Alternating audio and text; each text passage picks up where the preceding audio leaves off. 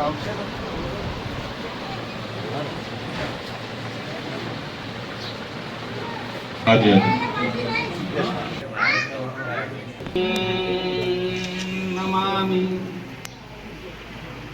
ધમ્મં નમામિ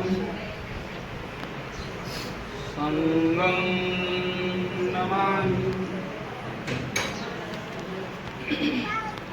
નમો તસ્સ ભગવતો અરહતો સમ્મા સંબુદ્ધસ્સ નમો તસ્સ ભગવતો અરહતો સમ્મા સંબુદ્ધસ્સ નમો તસ્સ ભગવતો અરહતો સમ્મા સંબુદ્ધસ્સ બુદ્ધં શરણં ગચ્છામિ ધમ્મં શરણં ગચ્છામિ સંઘં શરણં ગચ્છામિ દ્વિતીયમ્પિ બુદ્ધં શરણં ગચ્છામિ द्वितीयम्पि धम्मं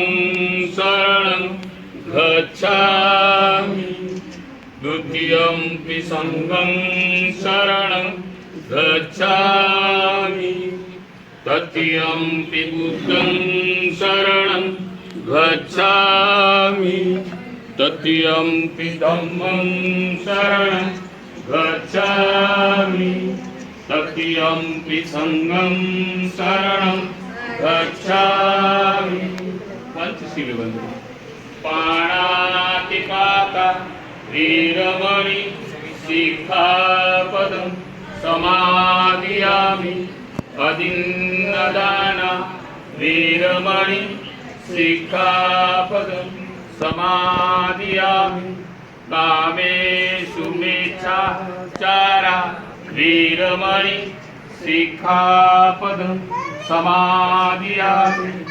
मूसावादा वीरमणि शिखापदं समादियामि सूरा मेरय मज्ज ममादठाना वीरमणि शिखापदं समादियामि भवतु सर्वमङ्गलं भवतु सर्वमङ्गलं भवतु सर्वमङ्गलं साधु साधु साधु नमो बुद्धाय जय भीम नमो बुद्धाय जय भीम।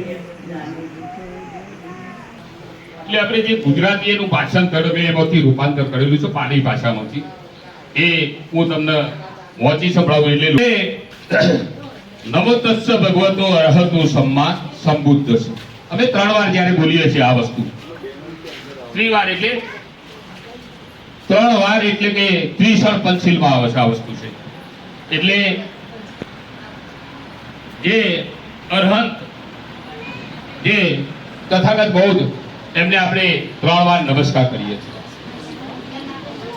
ઉત્તમ શરણમ ગચ્છામિ એટલે હું બુદ્ધના શરણે જાઉં છું, હું મારી બુદ્ધિના શરણે જાઉં છું। બુદ્ધના શરણે એટલે તમારી બુદ્ધિના શરણે, તમારી જોડે જે નોલેજ છે, તમારી જોડે જે આત્મા છે અત્યધિકો ભવ અંદરથી જાગૃત થાય એ જ તમારે કરવાનું છે। હું કહું કે બીજા કોઈ કે એ વસ્તુ ઉપર આપણે જવાનું નથી। ધમ્મં શરણમ ગચ્છામિ એટલે હું ધમ્મના શરણે જાઉં છું। એ ધમ્મ આપણે બધા એમ કહીએ છીએ કે આ યશવંતભાઈએ તો બૌદ્ધ ધમ્મ સ્વીકારી લીધું છે, ધર્મ નથી, આ ધમ્મ છે।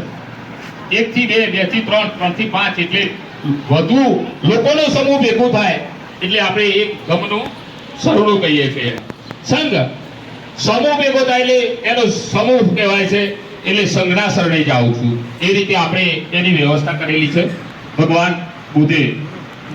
જે તે ભગવાન અરહત સમ્યક સંબુદ્ધ નમસ્કાર એટલે હું બુદ્ધના શરણે જાઉં છું, હું ધમ્મના શરણે જાઉં છું, હું સંઘના શરણે જાઉં છું, એવું 3 વાર આ બોલવામાં આવે છે। પાણાતિ પાટા વેરમણી શિક્ષાપદમ સમાધિયામિ એટલે હું પ્રાણી હિંસાથી વિરત રહેવાનો ઉપદેશ ગ્રહણ કરું છું,